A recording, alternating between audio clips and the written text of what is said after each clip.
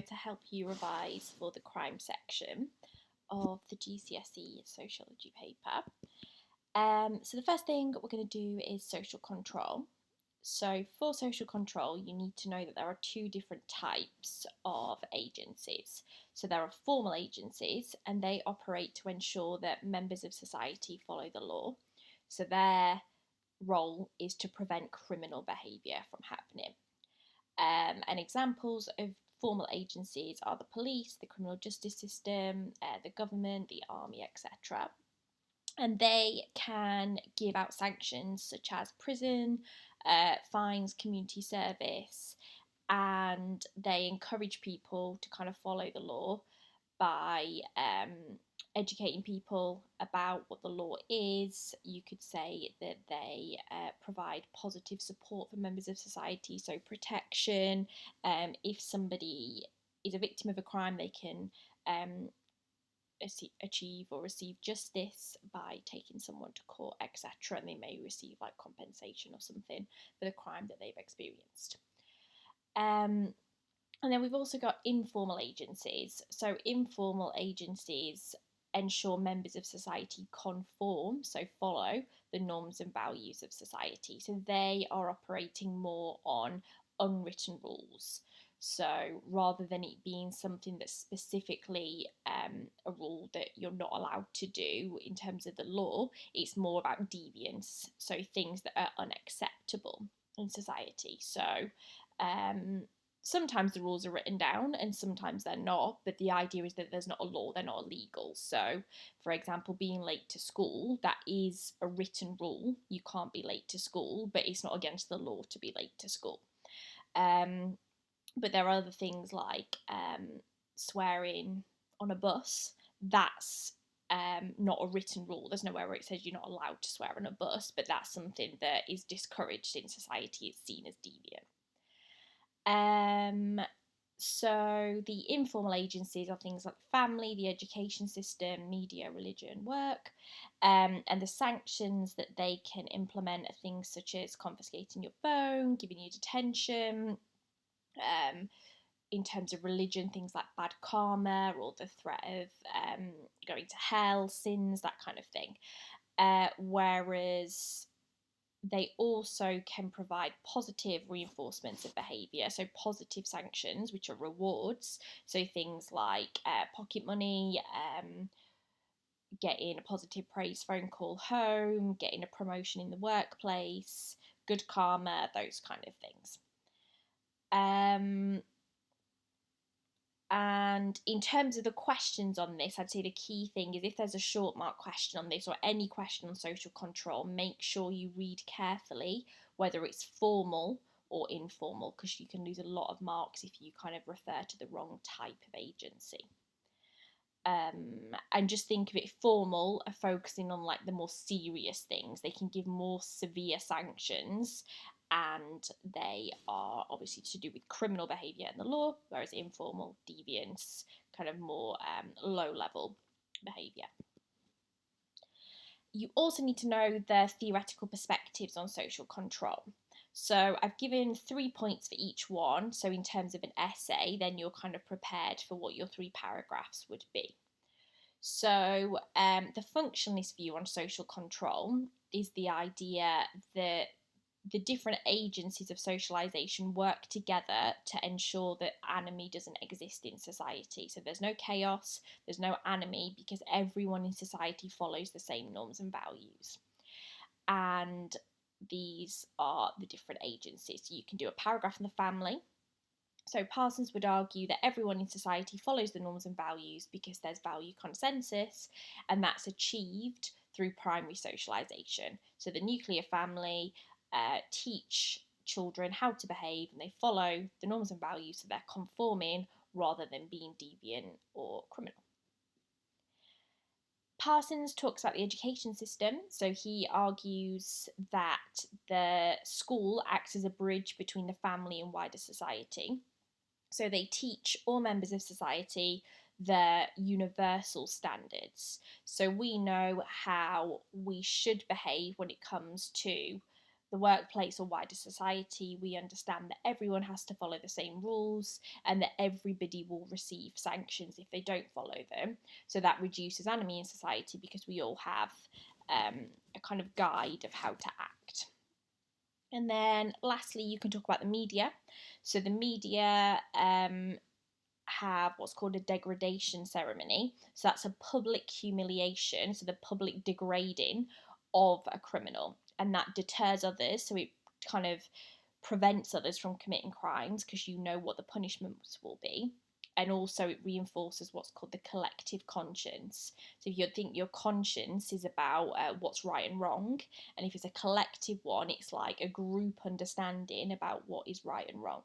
And if we see somebody doing something that's illegal in the media and they're getting punished for it, it reminds the rest of us that we all disagree with that. We think that is the wrong thing to do.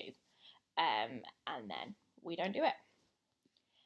For feminism, so the key study here is Heidenson and control theory, and she talks about 3 different areas of society, 3 different spheres where women experience greater levels of social control than boys do, or men do.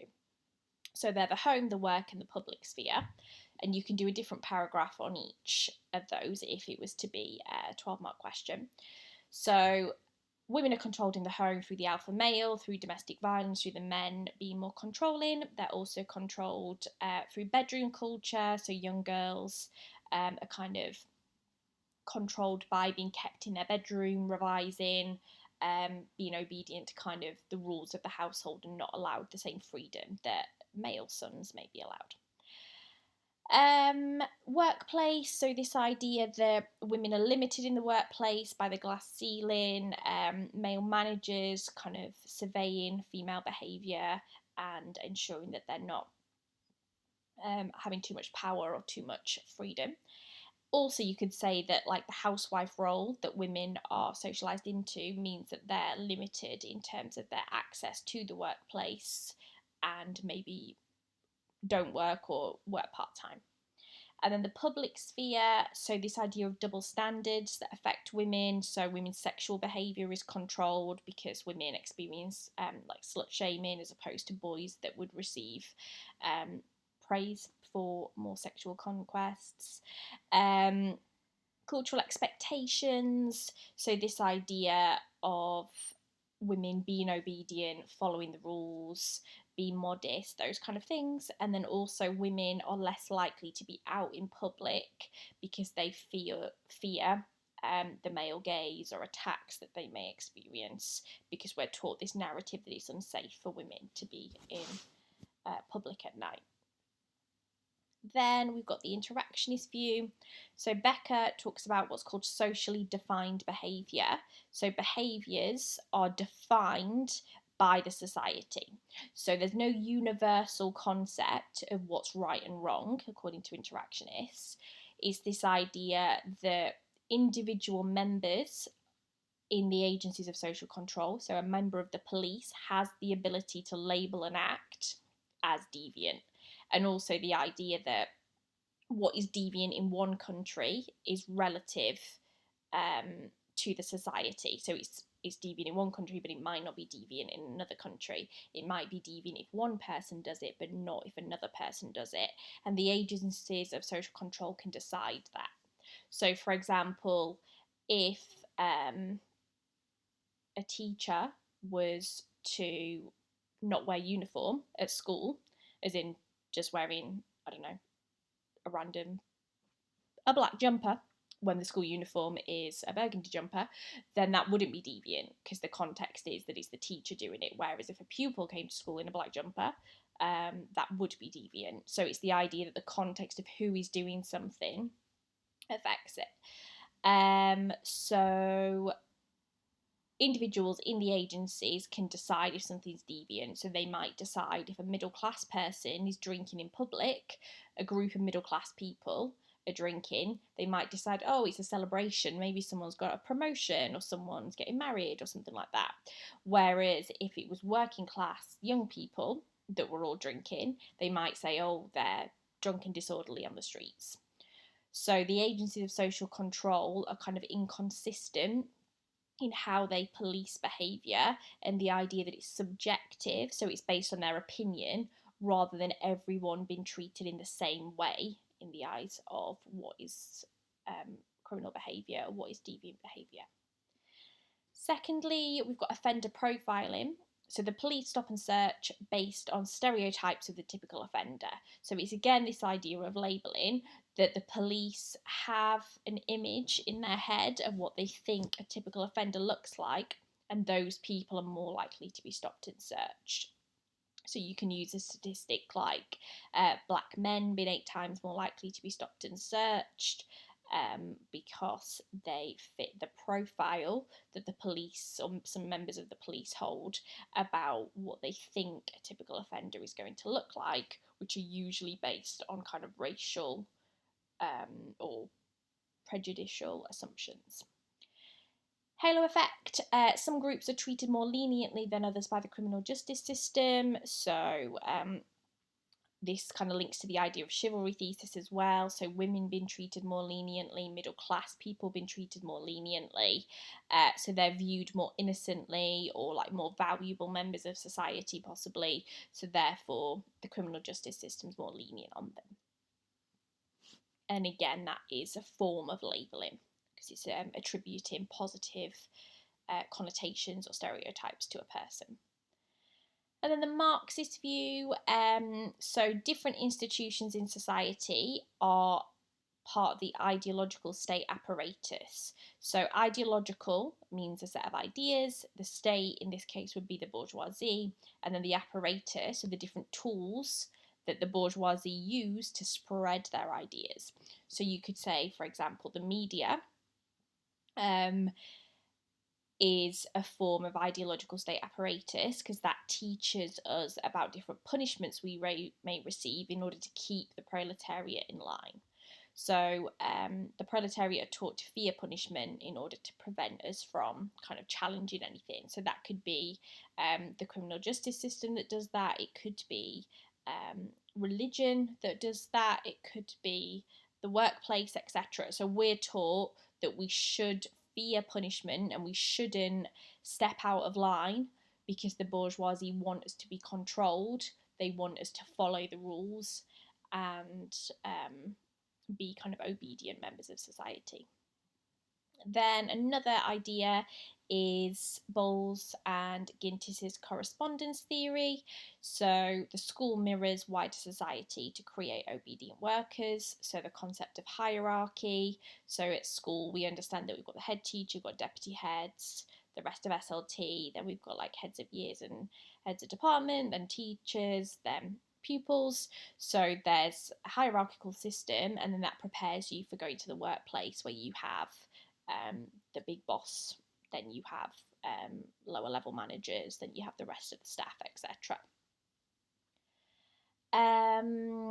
White collar crime under less surveillance. So this is the idea that there's a discrepancy in terms of how the middle class and the working class are treated by the criminal justice system, and the types of crimes they commit can actually result in them being less detected. So white collar crimes, so things like fraud, theft, identity theft, tax evasion, those are all white collar crimes committed by the middle class, and it's less easy to detect if someone is committed to tax evasion or fraud, whereas it's a lot easier to detect blue collar crimes like vandalism or mugged, because you know if you've been mugged. Middle class, and then this idea that they're more likely to get away with the crimes, so you could link that to the idea of halo effect, but also being able to afford better representation in terms of your court trial, etc. And the main thing is, in terms of social control, functionalists argue that the agencies of social control operate in a fair way and a beneficial way. It benefits all members of society that we have agencies of social control, because we want to achieve consensus, we don't want enemy. and everybody has to follow the norms and values, and everybody has to follow the law in order for society to function. These three arguments, these three theories, are saying that the agencies of social control operate in an unfair way.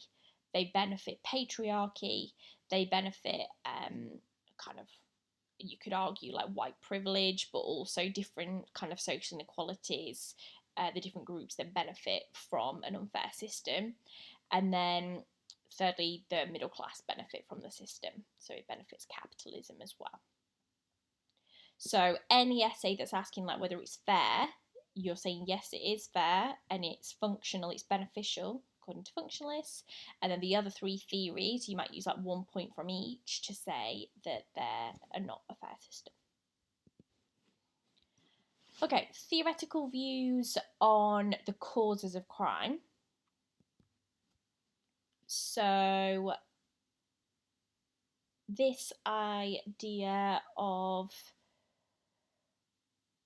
functionalism, so anomie is a cause of crime, so inadequate socialisation, a lack of social cohesion. So if people in society don't know the correct norms and values, they don't know how to behave, then they're more likely to commit crime.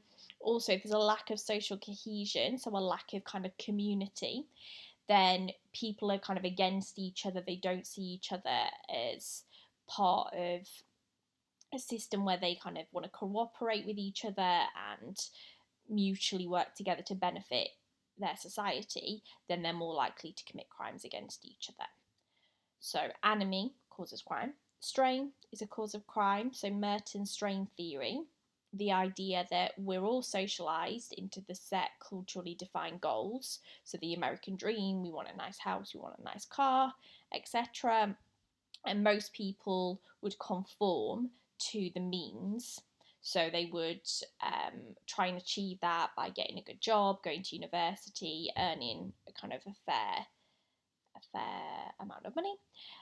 And then if your social position limits you and you're less able to achieve the culturally defined goals, you will turn to illegitimate means. So that's criminal methods to achieve the culturally defined goals. So it's a functionalist argument because it argues that everyone's socialised into the same goals, so there's consensus there. And it's also a structural argument because it's saying the structures in society are limiting certain people's ability to achieve the goals. And then you would say that if people turn to illegitimate means, that's an example of innovation. So they found new ways to achieve the goals. And then Cohen is also functionalist. He talks about status frustration as a cause of crime. So he says working class boys are more likely to be culturally deprived. So that means that they don't have the norms, values, and skills to help them in the education system, resulting in educational failure. So they can't gain the same sense of status that they would hope to achieve. So everyone in society, again, this idea of everyone having the same norms and values and same goals, everybody wants to achieve a sense of status.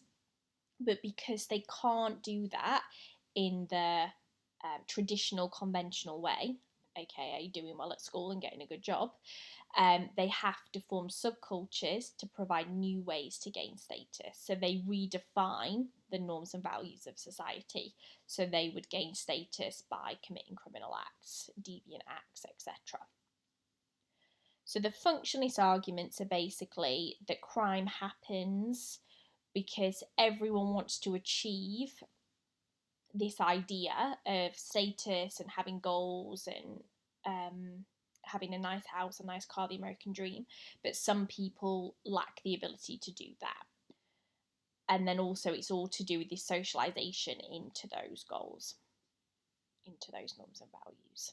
And if the socialisation process breaks down in some way, then that's why crime happens.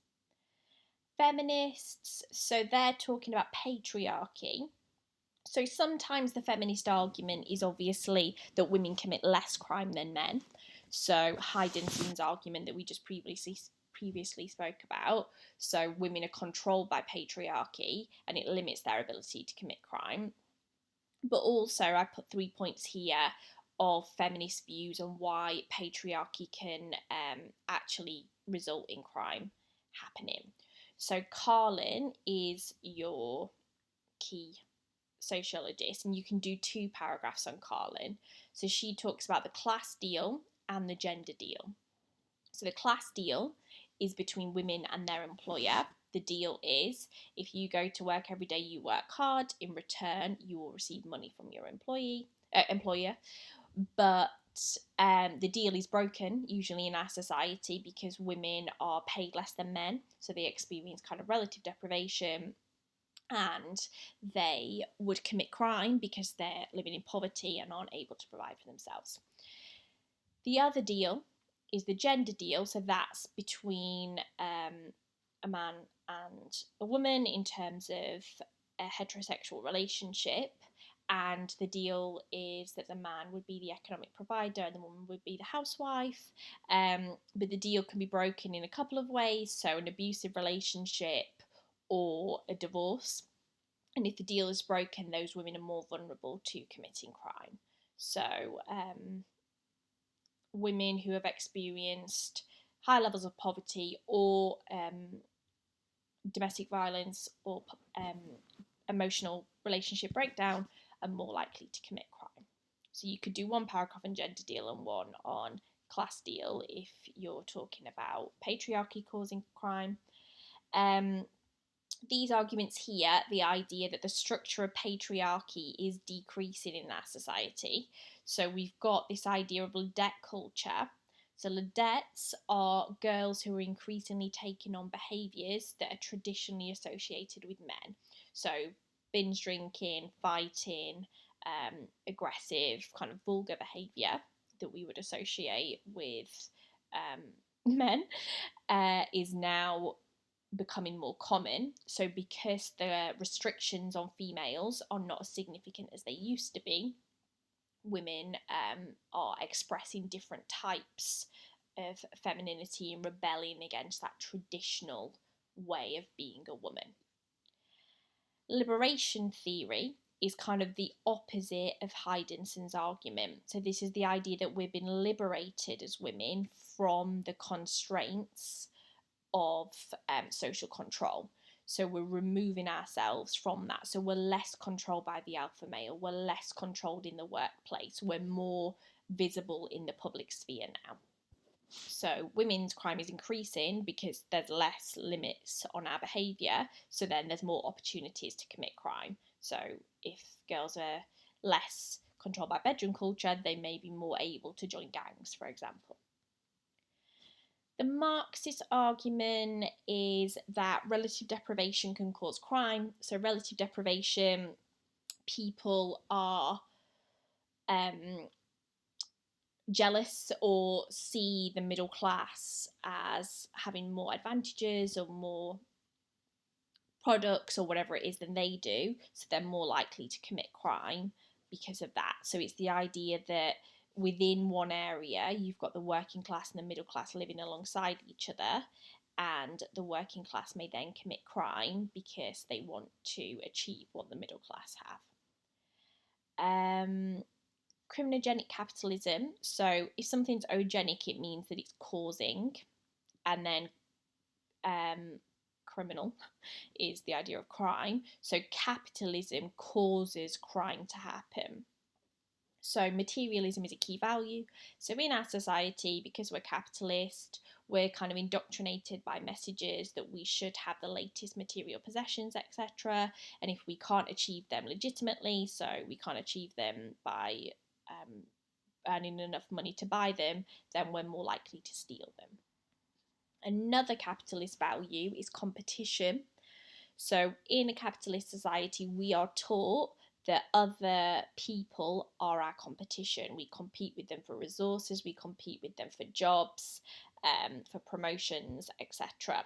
So then if we see others as competition, we're more likely to have negative views towards them and then kind of not have a conscience in terms of committing crimes against them. So if we felt like we had a strong community, we wouldn't want to steal off people in our community. But because we're divided and we view others as competition, then we're more likely to steal off of them or feel less guilt about committing a crime against them. Lastly, interactionist views. So I would say for this one, you just need to talk about the process of labelling master status, self-fulfilling prophecy, delinquent subcultures and deviant career, but divide it into 3 paragraphs. So labelling causes crime, talk about what labelling is, an example of a group that are labelled, an example of an agency of social control that can do the labelling. So you might talk about education, you might talk about the police, say who they label, how they label them, and then you could bring in other key terms such as offender profiling, potentially. Here, don't mention self-fulfilling prophecy or master status in that paragraph. You would do that here. So this leads to the master status, so the main way that they're viewed. So if someone's been labelled as a criminal, that's the main way that they're viewed, then they can't get a job, etc. And that will lead to a self-fulfilling prophecy. They view themselves as a criminal, so they've lived up to that label. And then obviously Becca is your sociologist there. And then this leads to the formation of subcultures and deviant career. So people are more likely to form subcultures with like-minded individuals, and this will lead to a long-term deviant career where they continue this behaviour because it's been reinforced by other members of their subculture. Oh, also, just when you're talking about Cohen and status frustration and the subcultures, don't mention labelling because they're not talking about labelling because they're functionalist. That's an exclusively interactionist concept. So here it's not to do with labelling why the boys underachieved in school. It's to do with cultural deprivation. That's just quite key. Okay, who commits crime? So labelling you can use for all of them. So say who is most likely to commit crime.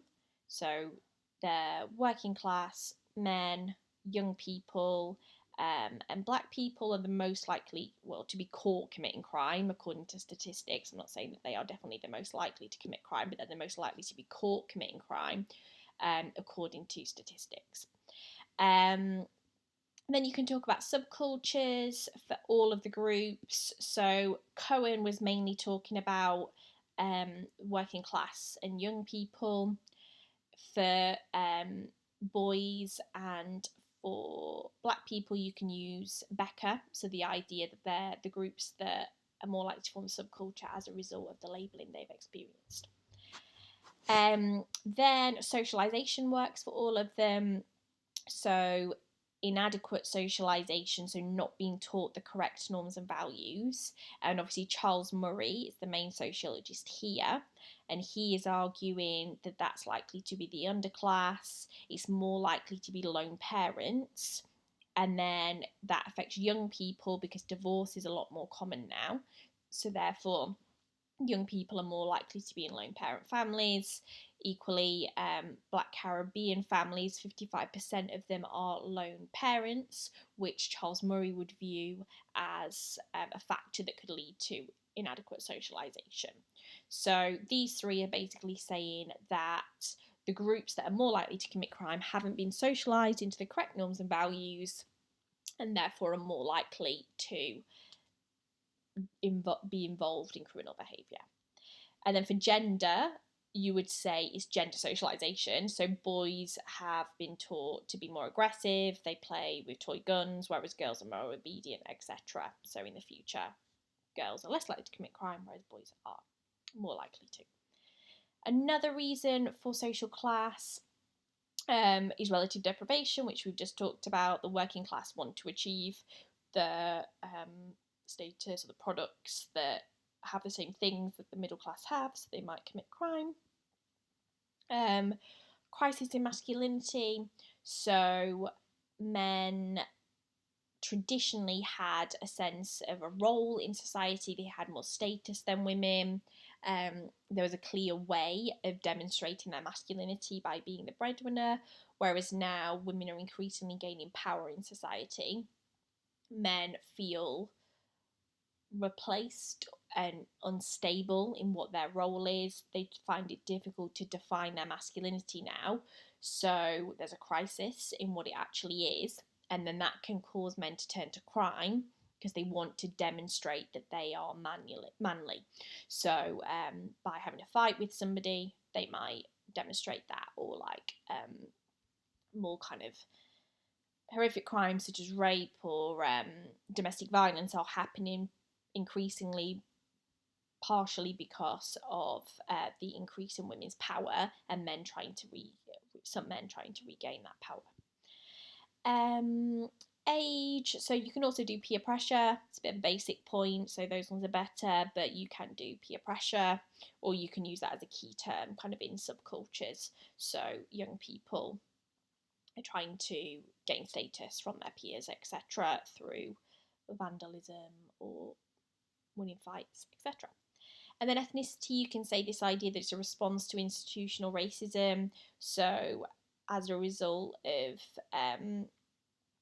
the practices of institutions, so for example the police, etc., being institutionally racist, it can result in people from backgrounds that have experienced racism being more likely to commit crime because they obviously do not have respect or may not have respect for those institutions that have underserved them and discriminated against them. And then these points here are just potential evaluation points if the question was about, like, do the working class commit more crime?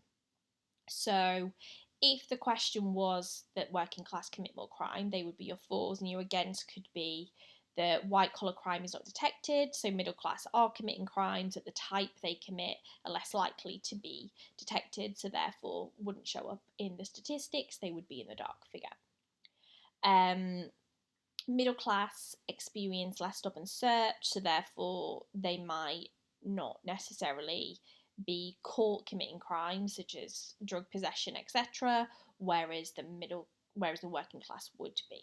So this argument is like middle class do commit crimes, they're just not caught in the same way the working class do. For gender, you can say like women are increasingly committing crime now. So Lidette culture, liberation thesis. You could use Carlin, Lidette, what's she called? Class and gender deal, saying that women do commit crime. Age. So older people experience less stop and search. So this kind of idea that they may be carrying knives, they may be doing drugs, etc., but they're less likely to get caught, whereas young people are more likely to get caught. Links to class is more significant. You could argue that it's not all young people that are committing crime, it's predominantly those from working class backgrounds, and also you could say that it's mainly boys. So these theories that they're talking about is mainly boys that are joining the subcultures as well. So you're saying like other factors are more significant. Ethnicity, so inaccurate statistics due to increased stop and search. So because the police are guilty of canteen culture, of offender profiling, they're more likely to stop and search, particularly black males, and then that can result in it appearing that they're more likely to be committing crimes, but it's not that, it's just that they're caught more. And then you could argue again it's the links to poverty that are more significant. So it's not all ethnic minority groups, and it's definitely more specific groups within that. So you could say like the black middle class people or black females, etc., are significantly less likely to commit crimes than black males from a working class background. So you could say it's more specific, it's more complex than just saying that ethnicity is a factor. There's more to consider. Okay, measuring crime. So 3 key ways of measuring crime. So official stats, so quantitative data released by the government showing the crime rates based on incidents recorded by the police. Advantages of that. So quantitative data allows sociologists to see patterns and trends, so we can see like different types of crime, so which types of crime are the most significant in our society, who's most likely to commit crime, where in the UK is crime kind of a bigger issue. Reliable data, so reliability is about repeating and comparing, so you can repeat this every single year, so we can look back over the past 50 years at the crime rates and we can see if they're increasing or decreasing. We can see for certain types of crime that they're increasing, so like identity theft is increasing, whereas something like knife crime might be decreasing, for example. Representative sample, so it includes all recorded crimes across the UK. So anything that the police have recorded would be included in the official stat. So that's a huge sample, and then that makes that information more useful to us. The problem with official stats is that there's a dark figure. So not all crimes are recorded, reported, or detected. So that means if a crime's not recorded, you've gone to the police, but they don't see that as a significant enough issue to record. So you might have had £5 stolen. They might think it's a waste of our time doing the paperwork to record that. So that wouldn't show up in their official stats. Not all crimes are reported. So somebody might experience a crime, but not go to the police about it. So lots of different reasons why they might not do that. So thinking about particularly issues like rape or child abuse, those kind of things are very underreported crimes because people feel, for several reasons, why you would find that hard to go to the police about. And then other crimes are not detected. So you might not know something's been stolen. Things like tax evasion are very difficult to detect. People might have taken drugs and no one caught them doing it, so then again that crime is not detected, so then it wouldn't show up in the official stats. And then this applies to all of them. Quantitative data lacks validity, so you don't know the reasons why the crime occurs. So it's not rich, it's not detailed, we don't know why. So we might be able to see that a certain type of crime is increasing, but we don't know why. Self-report surveys. So these are questionnaires that ask individuals to disclose crimes they have committed. So that's helpful because it uncovers the dark figure. So you may have committed a crime, but that's not been detected, so therefore it's not going to show up in official stats. So something like drug use or illegally downloading films or music, etc., those kind of things, you might have committed that crime, but if you weren't caught, then it wouldn't show up in official stats, but it would show up in this data. So it uncovers the dark figure, and that's a strength. They're anonymous, so people are less likely to lie. So you might say, yeah, I've stolen something from a shop before, whereas obviously you're not going to admit that if it's not anonymous, because you'd be scared that you'd get caught and punished. Patterns and trends. So again, it's quantitative data, so they can see the types of crimes, they can see what types are increasing, etc. Problems. The dark figure, people can still lie. So you might just say you haven't committed crimes that you have because you might still be worried you're going to get caught, etc., or just be ashamed that you committed that crime. Victim surveys, so face-to-face surveys, so they're like structured interviews, so somebody reads a list of questions to the person and then they say which crimes they have experienced. So you don't have to be a victim of a crime to take part in the survey. The idea is that they interview lots of different people so they can see who has been a victim of crimes. So they might interview 10,000 people, and then they might find that 2,500 of those people have been a victim of crime. So then they could say 25% of people in the UK have been a victim of crime. So don't get kind of the misconception that it has to be a victim that takes the survey. It doesn't. The point is to kind of unveil what sort of proportion of our country experience crime. So it uncovers the dark figure, so you may disclose a crime that you've not reported, so you might have been abused, but you haven't reported that to the police, but then you may disclose that in the victim survey. It's a representative sample, so they do this on a very large scale, so they can make generalizations. So this statistic that you will know very well, about 25% of women experience domestic violence, that comes from victim surveys. That's not in official stats. The official stats don't tell us that because it's such an underreported crime.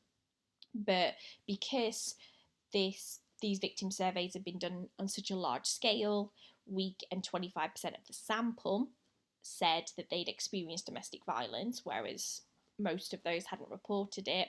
That allows us to make those generalizations that across the UK, that's probably a realistic reflection of the number. Patterns and trends, again, it's quantitative data. We can see the types of crimes, we can see whether they're increasing.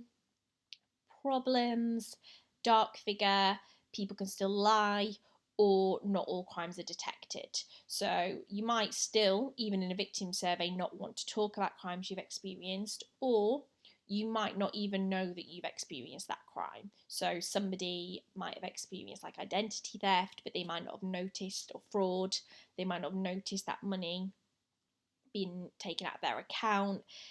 Issues like grooming, they might not have viewed that as sexual exploitation because they were so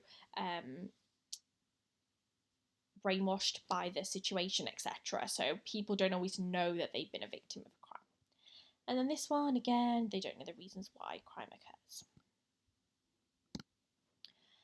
Okay, also there's a debate about the media and the media representations or portrayal of crime and whether that causes more crime or whether it decreases it. So increases crime, you've got the amplification of deviance.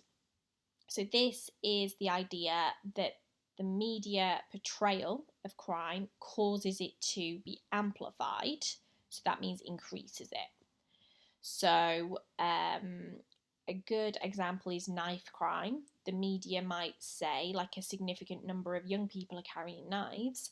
That actually causes more young people to carry knives because they think they need to carry one for protection because they're scared about the number of others that may be carrying one. So the media's publications have actually increased the crime in their attempt to scare people.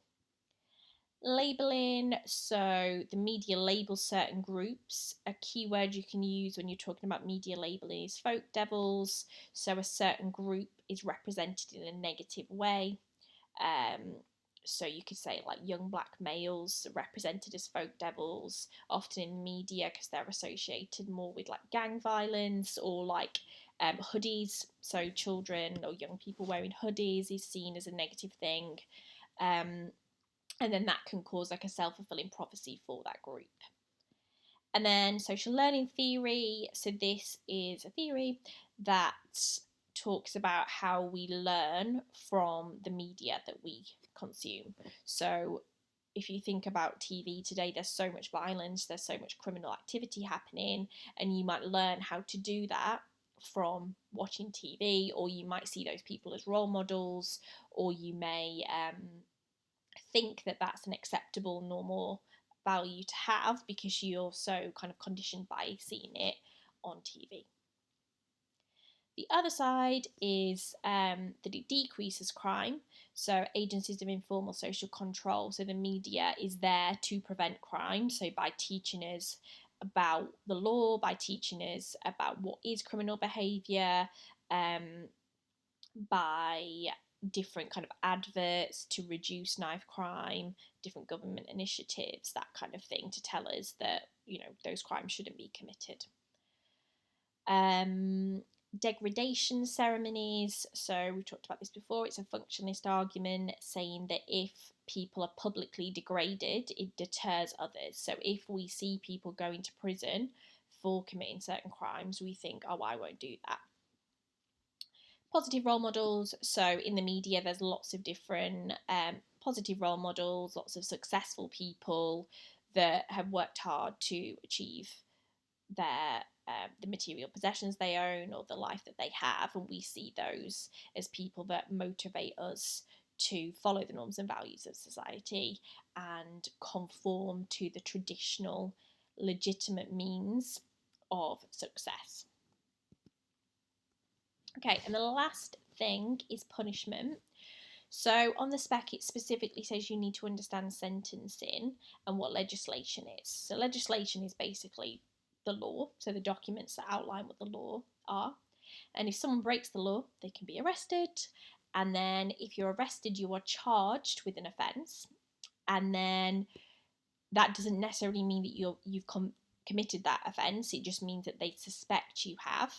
So then you would attend court and there would be potentially a trial where you would, you may say that you're guilty, you may admit to it, or you may say that you're not guilty, and then there would be a trial where they attempt to prove or disprove whether you've committed that crime.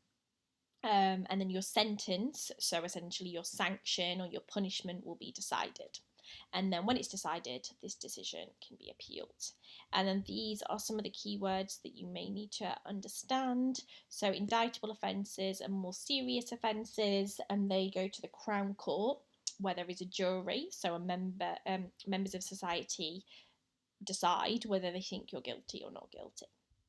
Non-indictable offences are more petty, lower level essentially offences, and they go to magistrate courts where there's no jury and there's a maximum of a 6 months prison sentence. So indictable offences are usually more like violent assaults and rape, those kind of things would go to a Crown Court. So yes, you would need to know what those key words mean. The treatment of young offenders, so it specifically says you need to know about that. So the two things that it refers to on the spec are cautions and community service. So a caution is when a young person has done something, maybe like antisocial behaviour, etc., and they receive a caution. So it avoids like a specific, it's an official warning, but it obviously only remains on your criminal record for a certain amount of time, so it wouldn't affect kind of your future employment when you get older. It also means that it gives you a second chance to kind of reform your behaviour, and doesn't result in a kind of a significant punishment when somebody's done something that's fairly minor. But it also means that if you were to continue doing that, then the police can be like, well, you were cautioned, and they can see that you've been cautioned previously.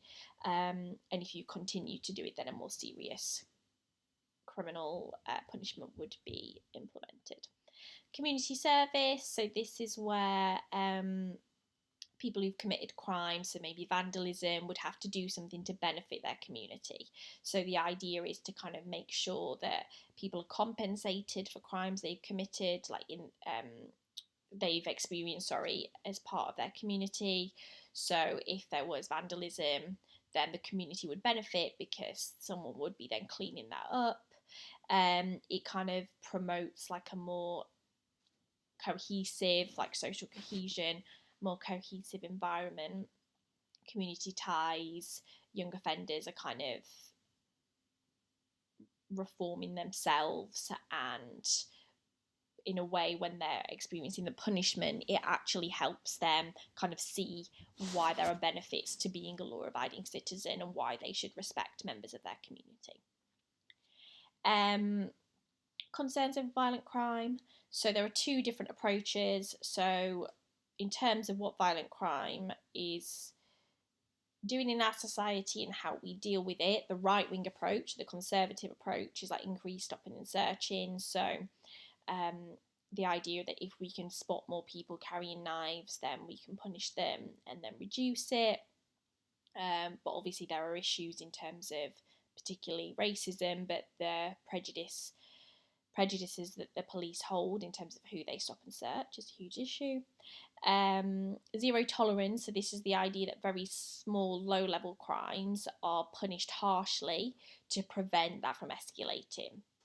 So the idea is that if you stop the low-level crimes, then they won't spiral out of control and escalate into more serious crimes. So, for example, punishing people for vandalism would stop that becoming an area where there's high levels of vandalism and then more increased drug use and then more violent crimes are happening in that area.